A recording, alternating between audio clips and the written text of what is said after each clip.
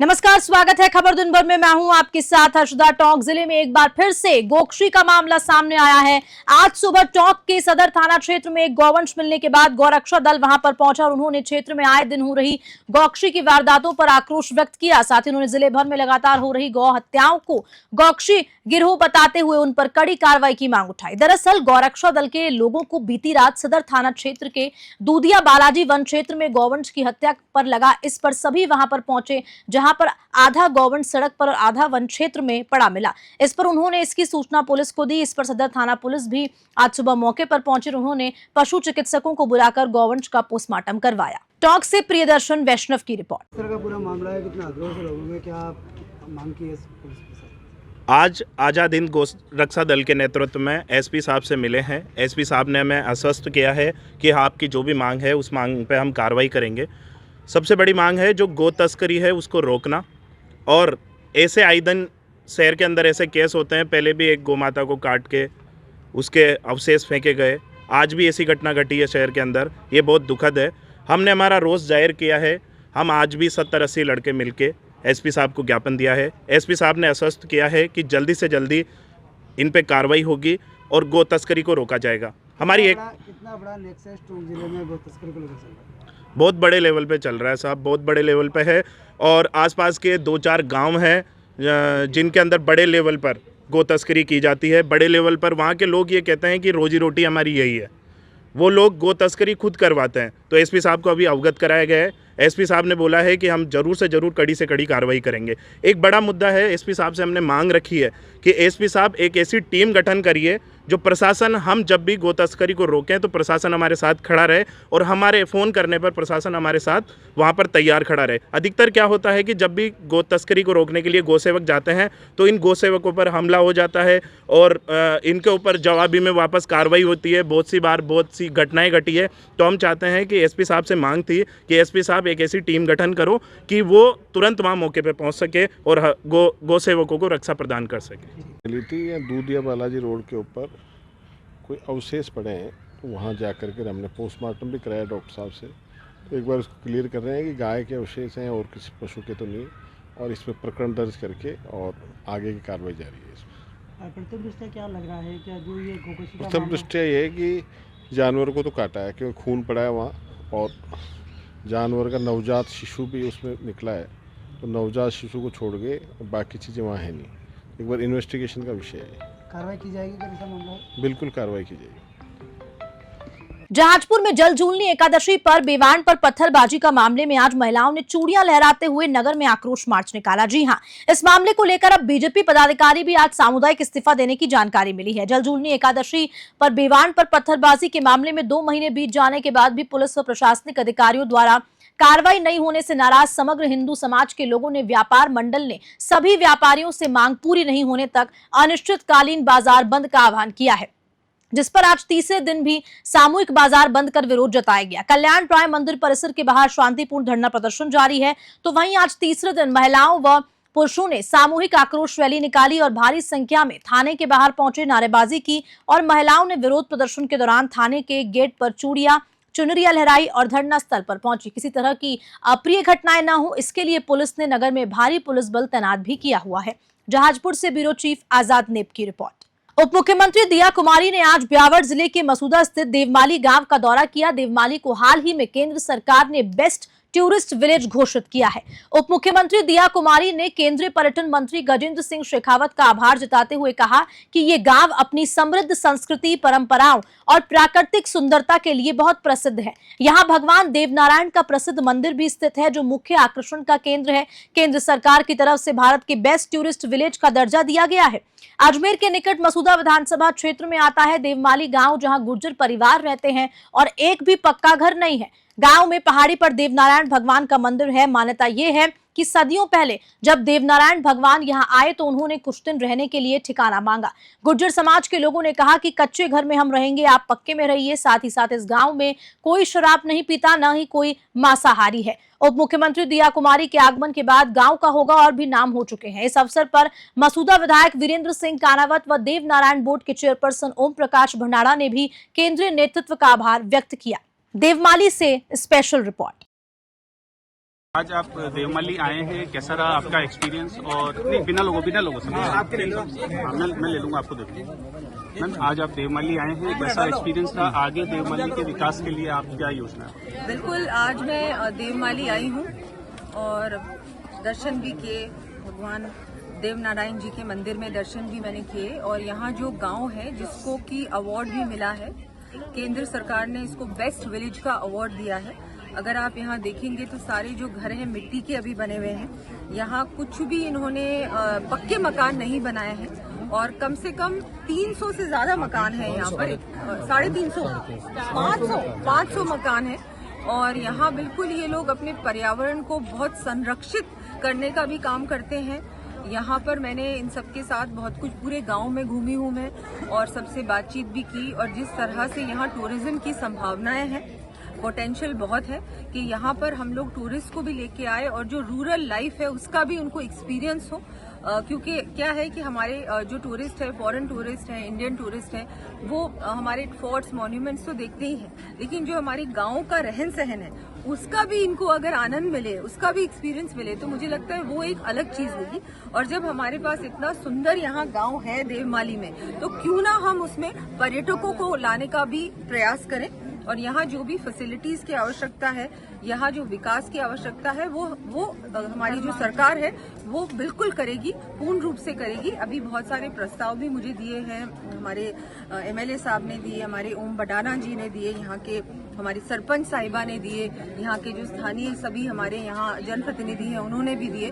तो उस पे भी पूरी तरह से, चाहे सड़क की बात हो, यहाँ पर रोपवे बहुत महत्वपूर्ण यहाँ की डिमांड है, यात्री विश्राम गृह की बात हो, इन सब पे हम लोग तुरंत ही कार्रवाई करेंगे।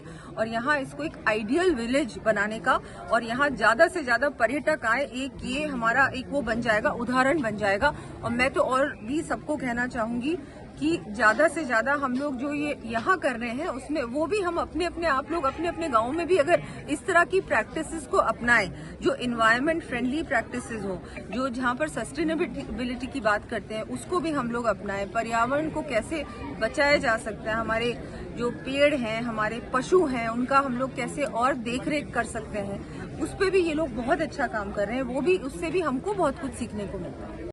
बेस्ट टूरिस्ट विलेज घोषित किया है, अब आपका क्या कहना है, किस तरीके से इस चीज को आपके नेतृत्व में आगे बढ़ाएंगे आप? मेरा यही कहना है कि भगवान देवनारायण का मंदिर, जहां राजस्थान नहीं अपितु और करीब 7-8 प्रदेशों से श्रद्धालु यहाँ भगवान देवनारायण के मंदिर में दर्शन करने यहाँ पहुँचते हैं। और भादवे के महीने में भगवान देवनारायण का बहुत बड़ा यहाँ मेला बढ़ता है बरसों से। यहाँ मैंने विधानसभा में भी श्रद्धालु जो बुजुर्ग भगवान के दर्शन नहीं कर पा रहे हैं, तो रोपवे की सुविधा यहाँ मिले, उसके लिए भी विधानसभा में मैंने इसका प्रश्न लगाया है। यहाँ देवमाली मुख्य भगवान के मंदिर से मसूदा तक मेले में और हर शनिवार को यहाँ श्रद्धालु खूब आते हैं। तो एक रोड जो डिवाइडर बन के रोड की चौड़ाई हो जाए तो आराम से श्रद्धालु यहाँ आने जाने में ट्रैफिक जाम वाली वो उससे निजात मिले। और भगवान देवनारायण का मंदिर है, लोगों की आस्था है। यहाँ की जो देवभूमि है, यहाँ पे आने पे चर्म रोग और अभी वर्तमान में कैंसर के जो लोग बाग भी खूब आ रहे हैं। तो ये सारा देवनारायण भगवान का चमत्कार है, उनका आशीर्वाद है। बरसों से यहाँ लोगों की आस्था रही है। तो मैं ये चाहता हूँ कि यहाँ एक कनेक्टिविटी, नेटवर्क की सबसे बड़ी प्रॉब्लम है। तो जियो का, एयरटेल का या बीएसएनएल की कोई ऐसी सुविधा मिले तो लोगों को मोबाइल से बातचीत करने में आसानी हो, नेटवर्क अच्छा मिले। और यहाँ जो पुरानी परंपरागत, आज भी यहाँ भगवान देवनारायण और देवमाली में एक ही गोत्र के, गुर्जर समाज के लोग यहाँ है और सारे पुजारी हैं और सारी जमीन देवनारायण भगवान के नाम है, वो केवल कृषक किसान है। तो यहाँ और छोटे मोटे और भी काम हो और सारी सुख सुविधा मिले, लोगों का पर्यटन का, आने जाने का। बेस्ट टूरिस्ट विलेज घोषित किया है, तो पर्यटन को बढ़ाने और दुनिया के लोगों को आपके गांव में लाने के लिए क्या करेंगे आप? बेस्ट टूरिस्ट विलेज अभी प्रदेश में सरकार बनने के बाद में, और माननीय केंद्रीय मंत्री गजेंद्र सिंह जी शेखावत और माननीय प्रधानमंत्री नरेंद्र भाई मोदी और प्रदेश में सरकार हमारे माननीय मुख्यमंत्री भजनलाल जी और पर्यटन मंत्री प्रदेश में माननीय दिया कुमारी जी के अथक प्रयासों से यहाँ ये सारी सुख सुविधाएं यहाँ मिले। क्योंकि बाहर के विदेशी लोग भी यहाँ ये पर्यटन स्थल ऐसा बने जो बाहर से लोग आएंगे और यहाँ के लोगों को रोजगार मिले। और इस देवमाली जो मसूदा विधानसभा का, मसूदा से केवल मात्र 7 किलोमीटर यहाँ से दूर है, तो ये मसूदा विधानसभा और ब्यावर जिले में आता है।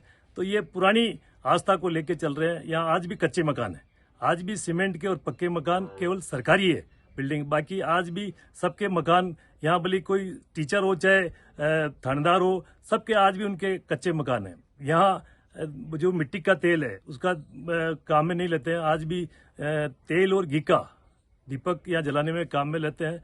तो पुरानी परंपरा है। और यहाँ भगवान देवनारायण पधारे थे तो यहाँ की चट्टानें सारी है जो पश्चिम की तरफ आज भी झुकी हुई है। ये लोगों की आस्था है, बहुत ही लोग यहाँ आते हैं। और जहाँ भी कोई नया काम शुरू करना होता है लोगों को, तो भगवान देवनारायण के मंदिर में पाती मांगते हैं। तो उसे कुआं खोदना होता है तो पाती मिलती है, तो अवश्य उस बोरवेल में है या कुएं में पानी आता है। और जो भी नया काम शुरू करते हैं तो भगवान देवनारायण को आराध्य देव मानते हुए लोगों की आस्था से जुड़ा हुआ ये केंद्र है। तो पर्यटक आपके गांव में आएंगे तो आप यहाँ के लोगों का विकास होगा, रोजगार वगैरह बढ़ेगा? बिल्कुल रोजगार बढ़ेगा। और माननीय अभी जो मैंने सरकार को, प्रदेश सरकार को भी, माननीय मुख्यमंत्री जी को और दिया कुमार जी से मैं अवगत कराऊंगा कि यहाँ इस देवमाली में जहाँ पर्यटक जहाँ बाहर से आएंगे तो उनके सुख सुविधा के लिए जो सबसे बड़ी दिक्कत है यहाँ टॉयलेट वगैरह इनकी जो, तो वो भी स्वच्छता के अभियान में यहाँ बड़े स्तर पे बने, क्योंकि हजारों की संख्या में यहाँ बाहर से लोग बाग आते हैं। दिया कुमारी जी खुद आज आपके यहाँ पे आ रही हैं विजिट करने? दिया कुमारी जी को कल मैं पुष्कर था तो माननीय दिया कुमारी जी से आग्रह किया मैंने कि आप देवमाली पधारें, तो माननीय दिया कुमारी जी ने उन्होंने सहमति दी और आज वो पधार रहे हैं। तो आज ये सारा देवमाली मंदिर का भगवान के दर्शन करेंगे और गांव को पर्यटन स्थल किस प्रकार विकसित करें ये माननीय दिया कुमारी जी करेंगे। ठीक है। लगता है आपको क्या विकास की संभावना है, क्या होगा? देखिए, आज देवमाली की पावन धरा पर हमारे प्रदेश की यशस्वी उप मुख्यमंत्री जी पधार रही है। मैं इस मौके पर एक बार पुनः देश के यशस्वी प्रधानमंत्री जी, मुख्यमंत्री जी और उप मुख्यमंत्री जी का हृदय से धन्यवाद दूंगा कि उन्होंने देवमाली को एक नेशनल लेवल पर टूरिज्म बेस्ट विलेज घोषित कराने में सबका योगदान रहा है और माननीय प्रधानमंत्री जी ने इसे घोषित किया है। निश्चित रूप से बेस्ट टूरिज्म विलेज घोषित होने के कारण यहाँ देवमाली में विकास के नए रास्ते खुले।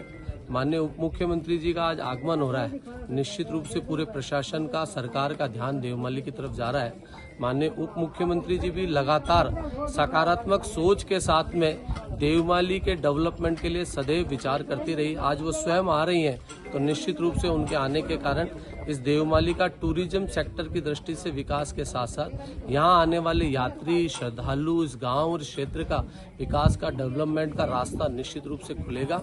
मैं इस मौके पर माननीय उप मुख्यमंत्री जी को एक डिमांड के रूप में भी निवेदन करूंगा, हालांकि वो सब विषयों को खुद चिंतित होकर कर रही है, चाहे इस क्षेत्र में यात्रियों के लिए रोपवे डेवलप करना हो, चाहे मसूदा से लेकर देवमाली तक 4 लेन निर्माण का काम करना हो, चाहे यहाँ आने वाले यात्रियों के लिए एक यात्री विश्राम गृह का निर्माण करने का काम हो, चाहे टूरिज्म और स्वदेशी के बढ़ावे को लेकर उस दिशा में एक डेवलपमेंट को लेकर फेयर आयोजित करना हो और तरह की स्वदेशी योजनाएं जागृत करने की दिशा में प्रयास करना हो। मैं माननीय उप मुख्यमंत्री जी से उम्मीद करता हूं और यहाँ का जनता भी उनसे उम्मीद करती है कि उनके आने के बाद निश्चित रूप से देवमाली एक नए स्वरूप में आने वाले समय में नजर आएगा।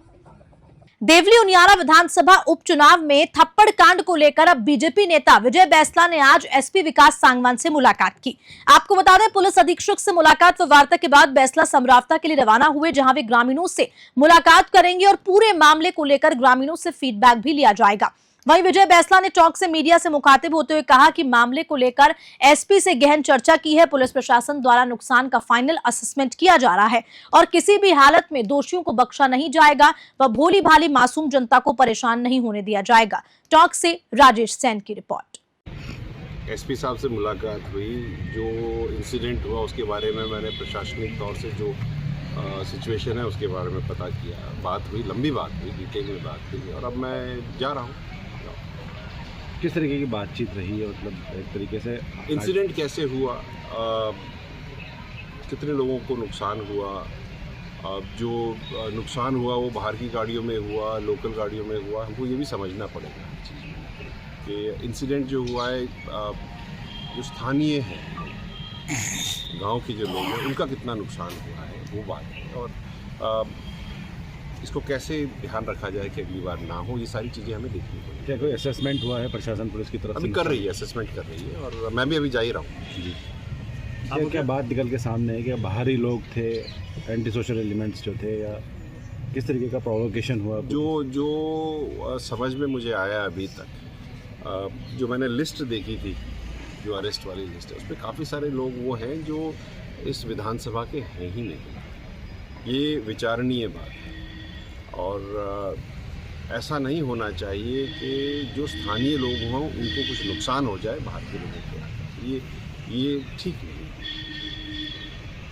थप्पड़ कांड हुआ, उसको लेकर भी राजस्थान भर में गूंज सुनाई दे रही है। मतदान केंद्र के अंदर घुसकर जिस तरीके से एरिया मजिस्ट्रेट के थप्पड़ मारा गया, किस तरीके से देखते हैं? निंदनीय विषय है। देखिए, इस तरह का काम तो होना नहीं चाहिए और ये क्यों हुआ ये तो मैं स्थानीय लोग जब बताएंगे तभी पता चलेगा। अभी तो क्या है कि हियर से है, आपने मुझे कुछ कह दिया, किसी और ने कुछ कह दिया, मैं उस पर विश्वास नहीं करता। अभी मैं जा ही रहा हूँ और वहाँ पे जाकर के पता कर लूँगा कि लोगों से बैठ के बात करने की हुआ था क्या।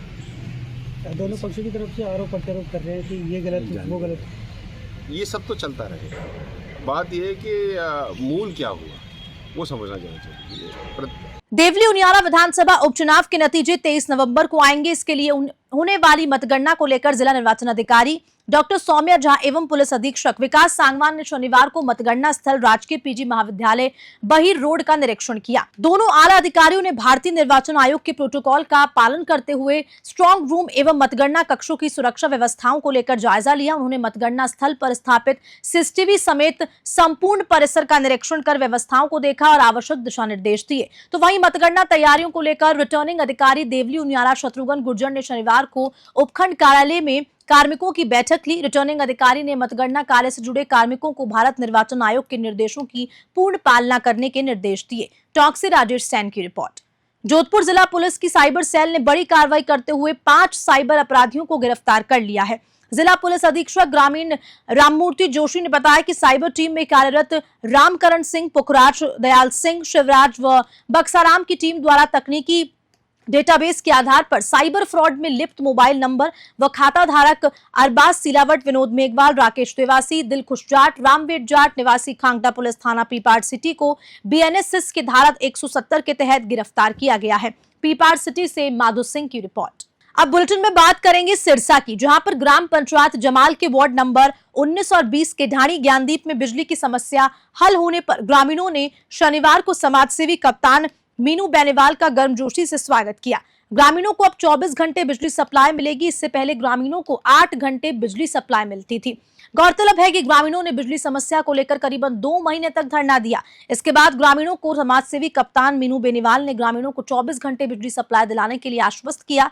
तो वहीं ग्रामीणों ने बताया कि ढाणी ज्ञानदीप में बिजली की लंबे समय से समस्या चल रही है। इससे ग्रामीणों को काफी परेशानी झेलनी पड़ रही थी। बिजली की परेशानी से विद्यार्थी पढ़ाई नहीं कर पा रहे थे। अब बिजली की सप्लाई 24 घंटे मिलने से काफी फायदा मिल सकेगा। बिजली की समस्या हल करवाने के लिए समाजसेवी कप्तान मीनू बेनीवाल ने अहम भूमिका निभाई। सिरसा के ब्यूरो चीफ विनोद चौधरी की रिपोर्ट। मांग पूरी हुई है, लोगों के चेहरे पे खुशियां दिख रही हैं, आप क्या कहेंगे इस पर? काफ़ी दिनों से पेंडिंग थी। हमने उनको प्रॉमिस किया था यहाँ 8 घंटे की लाइट आती है। हमने 1.5 साल 2 साल पहले कहा था कि 24 घंटे की लाइट करेंगे, क्योंकि बच्चे, छोटे बच्चे, उस वक्त जब आया था बारिश का मौसम था, मच्छर बहुत थे, तो छोटे बच्चे काफ़ी परेशान थे। और बच्चियां जो लड़कियां हैं, लड़के बच्चे जो पढ़ने वाले हैं, उनको पढ़ाई के लिए बहुत दिक्कत हो रही थी। क्योंकि जमाल तो बाई चांस 24 आवर्स में है, क्योंकि यहाँ हमने एक पहले छोटा पावर हाउस था, उसके बाद अपग्रेड करके उसमें 78 करोड़ रुपये यहाँ मंजूर करवा के उसको बड़ा पावर हाउस बना दिया था। लेकिन बाई चांस ढाणियाँ जो थी वो उसमें आती नहीं, गाँव की पैराफेरी से बाहर थी।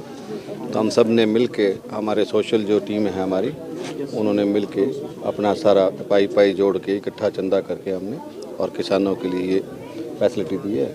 बीच में कुछ पॉलिटिकल अड़चन्स थी और कुछ परेशानियां ऐसी थी जिससे कि हम इसको नहीं कर पाए थे।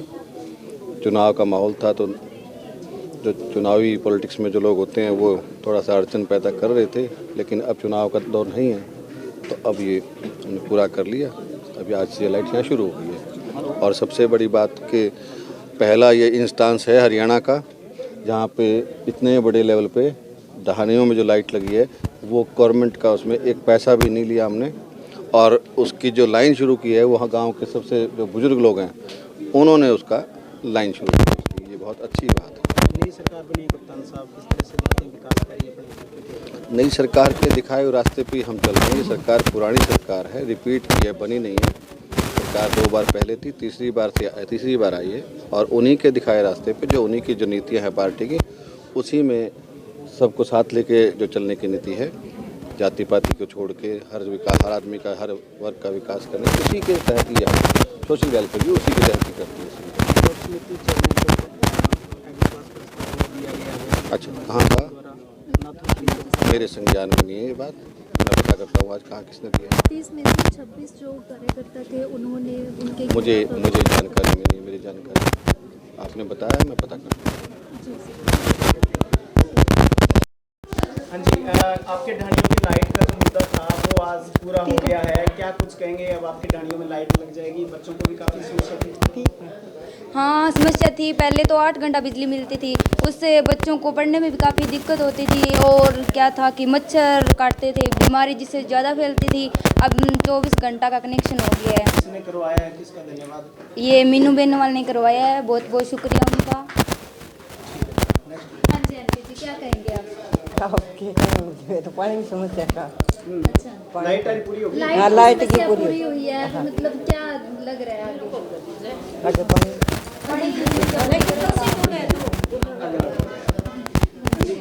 क्या कुछ कहेंगे? लाइट की समस्या का समाधान आज हो गया आपका? हाँ जी, बहुत बहुत शुक्रिया मीनू बेनीवाला जी, आज हमारी लाइट चालू कर दी। बहुत प्रयास हो, बहुत धन्यवाद। लाइट लगी ढाणियों में? हाँ, लाइट लग गई। ये पानी की समस्या रही है और सारी समस्या हल है। लाइट की कितनी पुरानी समस्या है? बहुत पुरानी, 30-35 साल पुरानी। बड़ी समस्या होती बिना लाइट? हाँ, बहुत ज़्यादा समस्या है। बच्चा पढ़ाई की बहुत समस्या है और छोटा बच्चा मच्छर, बहुत ज़्यादा समस्या है। हाँ, बढ़िया काम हो गया। ठीक है, बोलना है। हाँ ताऊ जी, लाइट की समस्या को समाधान हो रहा है ढाणियों की? कितनी पुरानी समस्या आई, के अड़चन आई, कण करवाए, के होगा? वो तो बहुत लंबी प्रक्रिया है लेकिन काम कर दियो। हाँ, अब वो धन्यवाद ज़्यादा है क्योंकि अठा है धरनो दियो बड़ा सुनी कणी को नहीं, लेकिन लाइन सारा ही आउट होगी। अब सेकंड जाके मीनू जो है और सरकार पूरा भाग लिया और काम कर दियो, तो अब समस्या हल होगी। तो आगे काम अब तो माने प्रयोग होगा। कभी अठा पानी को तो संकट है वो भी पूरा हो सका है क्योंकि सरकार को बड़े तरफ ध्यान है वो कि पानी की समस्या तो एक पहली समस्या है, तो काम सही चल रहा, ठीक है, बढ़िया हो गया। क्या काम बहुत बढ़िया हो गया क्योंकि हमारा 8-9 बजे हुआ रात में और 11 बजे काट दिया है, रोटी टाइम बंद है काम। बढ़िया काम हमारा बहुत बढ़िया बनाया है, अच्छा काम चल रहा है। जमालू जोड़ दीजिए। हाँ, जमालू जोड़ दीजिए, बस हमारा बजे भी काट दिए, मान लो रोटी पानी जुगाई पूर्ण बंद है काम। रात में 10 बजे आया, 10 बजे मच्छर मच्छर खा गया। मीनू करवाए? हाँ, मीनू कराया और हो गया कोई 10-12 साल खाता है, मच्छर खा गया। आदमी ने टाबरा ना पढ़ सका है, खा बस करे, बहुत मुश्किल। अच्छा काम करिए। डीडवाना जिला डीएसटी टीम ने प्रभारी कार्रवाई करते हुए 25,000 के इनामी आरोपी को गिरफ्तार किया है। टीम प्रभारी राजेश कुमार डीडवाना को मुखबिर के द्वारा सूचना मिली कि गुरप्रीत उर्फ गोपी वंचित इनामी अपराधी है। सूचना पर डीएसटी प्रभारी राजेश कुमार मई हेड कांस्टेबल द्वारा महेंद्र कुमार फील्ड असूचना संकल्प पर तकनीकी सहायता से आरोपी को गिरफ्तार किया। पुलिस द्वारा दी गई जानकारी के अनुसार आरोपी बूंदी टीचर हत्याकांड से वांछित था एवं डीडवाना क्षेत्र में छुपा हुआ था। डीडवाना से मोहम्मद साकिर की खबर। कल हमें सूचना मिली थी कि गुरप्रीत उर्फ गोपी जो बूंदी का रहने वाला है और बूंदी में जो अभी टीचर हत्याकांड हुआ था जिसमें वांछित अपराधी है, जिस पर अपनी डीएसटी प्रभारी श्री राजेश कुमार ने को सूचना दी गई। इस सूचना के आधार पर हमारे डीएसटी ने इसका पीछा करके कार्रवाई करते हुए 25,000 के इनामी बदमाश जो पहले भी 302 में जेल में रह चुका है, इसको कल दस्तयाब किया। आज हमने इसको अपराधी को बूंदी से जो सीआई साहब आए थे उनके सुपुर्द कर दिया गया। राष्ट्रीय स्वयंसेवक संघ यानी कि आरएसएस नगर चाकसू के केशव प्रभात शाखा के स्वयंसेवकों द्वारा प्रांत योजना से चल रहे प्रांत सेवा सप्ताह के निमित्त आज निशुल्क 5 जांच एवं परामर्श एवं निशुल्क दवा वितरण शिविर गणेशपुरी धाम में आयोजित की गई। चाकसू की महिला डॉक्टर सुषमा नारोलिया एवं उनकी टीम के कार्यों की आरएसएस ने सराहना करते हुए आभार व्यक्त किया। शिविर में आमजन की निशुल्क मधु से एवं रक्तचाप की जांचें एवं दवा उपलब्ध भी कराई गई। चाकसू से महावीर स्वामी की रिपोर्ट।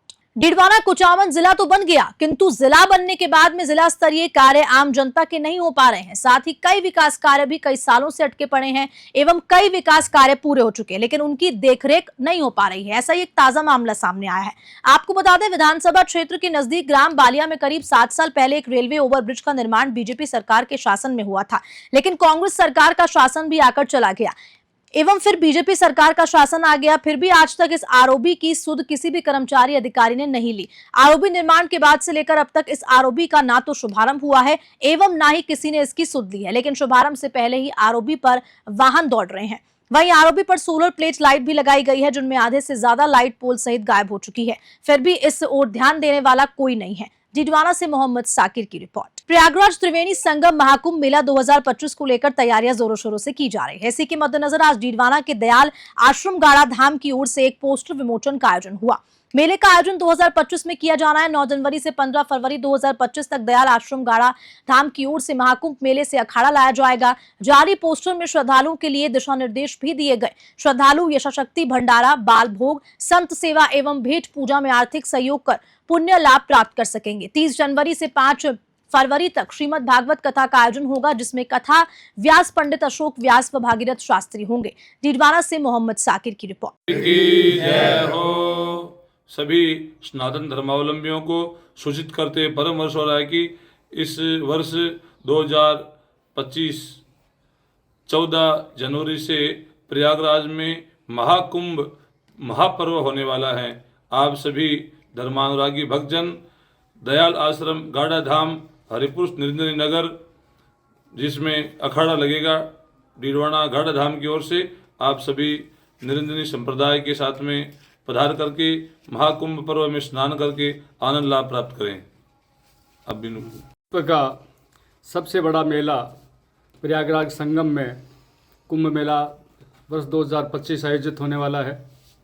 इसमें पूरे सनातन संस्कृति में दयाल आश्रम गाड़ा धाम डीडवाना की तरफ से निखिल भारतीय निरंजनी साधु सभा के तत्वाधान में श्री हरिपुरुष निरंजनी नगर खालसा आयोजित किया जा रहा है।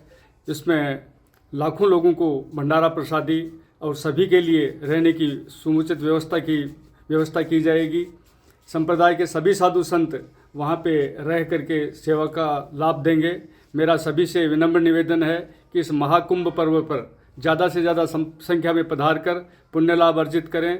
इस मेले के बारे में सबसे बड़ी विशेषता है कि महाकुंभ पर्व में अपने क्षेत्र में जो खालसा आयोजित होने जा रहा है उसका समुचित लाभ अपने क्षेत्रवासियों को मिले। पुनश्च सभी को विनम्र निवेदन है कि वो पधार कर पुण्य लाभ अर्जित करें। खबर सिरसा से है, जहां सतनाम चौक बेगू रोड स्थित जेआर डेंटल अस्पताल के चिकित्सक डॉक्टर दीपक वर्मा पर हमला करने व साजिश रचने के 5 आरोपियों को शहर थाना की कीर्ति नगर चौकी पुलिस व सीईओ के संयुक्त टीम ने 24 घंटे में काबू करने में सफलता हासिल की। 14 नवंबर की शाम 5 लोगों ने धारदार हथियारों से चिकित्सक पर हमला बोल गंभीर रूप से घायल किया था। पुलिस ने घायल डॉक्टर की शिकायत पर मामला दर्ज कर जांच शुरू की। सीईओ व कीर्ति नगर चौकी की संयुक्त पुलिस टीम ने वारदात को अंजाम देने पर सीसीटीवी देखते हुए जांच शुरू की। पुलिस का दावा है कि शीघ्र ही दोनों आरोपियों को भी गिरफ्तार कर लिया जाएगा। सिरसा से ब्यूरो चीफ विनोद चौधरी की रिपोर्ट। जी, अपना दिनांक 14/11 को परसों शाम को करीब 6:30 बजे सतनाम चौक है अपने सिरसा के अंदर, वहाँ पे जेआर डेंटल केयर हॉस्पिटल है, वहाँ के डॉक्टर हैं श्री दीपक वर्मा जी। तो उनके साथ उनके हॉस्पिटल के अंदर आगे 4 लड़कों ने उनके साथ मारपीट की, जिससे उनके काफ़ी चोटें लगी थी, जिस कारण हॉस्पिटल में दाखिल हुए थे।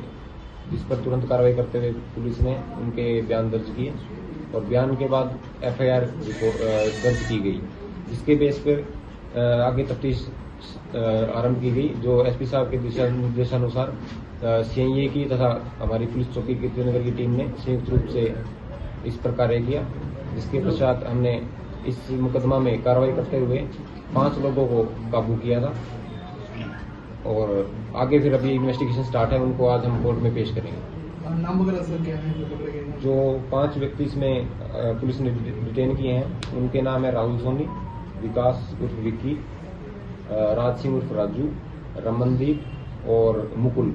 ये कहाँ के सर? ये लोकल सिरसा के ही हैं। इनमें से 1-2 व्यक्ति हैं जो गांव के हैं, बाकी शहर के हैं। ये पहले की वारदात में इनका नाम है कि नहीं, पहले की इनमें से 1-2 व्यक्ति हैं जिन पे एक आधा पर्चा दर्ज है, एक पे शायद NDPS का है और एक चोरी वगैरह का। क्या मोटिव है इस तरह की वारदात को अंजाम देने का? नशे का आदमी? ये सर इसमें पर्टिकुलर ये था कि जो ये राहुल सोनी और विकास हैं, इनका इन डॉक्टर साहब के साथ पहले कोई 2.5-3 साल पहले कोई घरेलू इशू हुआ था, उस करके इनकी आपसी रंजिश थी, जिस कारण इस वारदात को अंजाम दिया गया। और कंचन सेवा संस्थान हनुमत धाम उदयपुर की ओर से 21 फुट लंबी हनुमान जी की गद का जालौर में आगमन कर शहर में गोगडेश्वर महादेव मंदिर में धर्म प्रेमियों द्वारा विशाल कायाकल्प का गदा का पूजन हुआ। कार्यक्रम में बंशीलाल सोनी, अंबालाल व्यास, डॉक्टर छैल बिहारी शर्मा, दिनेश कुमार बारोट, छगन रामावत, दिनेश जीनगर, मुन्ना दास महाराज, सोमनाथ गोस्वामी, चेतन सुंदेशा, तरुण दवे व महिला शक्ति एवं सनातन धर्म प्रेमी उपस्थित थे। डॉक्टर छैल बिहारी शर्मा ने बताया कि 17 नवंबर को सूरजपुर स्थित गणेश जी मंदिर में सुबह 8 बजे पूजन पश्चात गदा यात्रा रवाना होकर साणेश्वर महादेव मंदिर पहुंचेगी, जहां सनातन धर्म प्रेमी 21 फुट लंबी हनुमान जी की गदा के दर्शन कर धर्म लाभ प्राप्त कर सकेंगे। जालौर से शंकर लाल की रिपोर्ट। मैं डॉक्टर छैल बिहारी शर्मा कंचन सेवा संस्थान से। ये एक हनुमान जी की गदा आप देख रहे हैं, 21 फीट लंबी अष्ट धातु की बनी हुई पवित्र गदा है, जो 13-14 महीने से पूरे भारतवर्ष में घूमती हुई जालौर में आज पधारी हैं। जालौर में 3 दिन का कार्यक्रम रहेगा। उदयपुर में एक सबसे बड़े हनुमान जी जो 84 फीट की मूर्ति और 11 मुखी हनुमान जी का एक बड़ा विशाल धाम बन रहा है एयरपोर्ट के पास में, वहाँ से ये उदयपुर से निकली हुई गदा है, जो पूरे भारतवर्ष में भ्रमण करती हुई फिर उदयपुर पहुँचेगी। मेरा सभी से निवेदन है कि इस पवित्र गदा का दर्शन करें, पूजन करें, अर्चन करें, अपनी मनोकामना है उनको बताएं और 3 प्रदक्षिणा इसकी जरूर करें, ताकि गांव की, नगर की, शहर की, घर की, परिवार की जो नकारात्मक ऊर्जा वो दूर हो और हमको हनुमान जी महाराज कृपा करके सुख और समृद्धशाली बनाएं। इसी परिकल्पना के साथ जय श्री राम। जालौर जिला मुख्यालय पर चल रही राजस्थान हैंडबॉल एसोसिएशन के तत्वावधान में चल रही हैंडबॉल प्रतियोगिता में शनिवार को सेमीफाइनल मुकाबले हुए। बालिका वर्ग में हनुमानगढ़ व जयपुर फाइनल में पहुंची, वहीं बालक वर्ग में श्रीगंगानगर व जयपुर की टीम ने फाइनल में जगह बनाई। आज हुए मुकाबलों में खिलाड़ियों ने कड़ी मेहनत कर अपना दमखम दिखाकर शानदार प्रदर्शन किया। दर्शकों से ये हौसला अफजाई करते हुए खिलाड़ियों का मनोबल बढ़ाने में कोई कसर नहीं छोड़ी। संयोजक और सचिव परबत सिंह भाटी भुंडवा ने बताया कि बालिका वर्ग का सेमीफाइनल हनुमानगढ़ व चूरू के बीच हुआ। जालौर से शंकर लाल की रिपोर्ट। और इसी खबर के साथ खबर दिन भर में इतना ही। नमस्कार।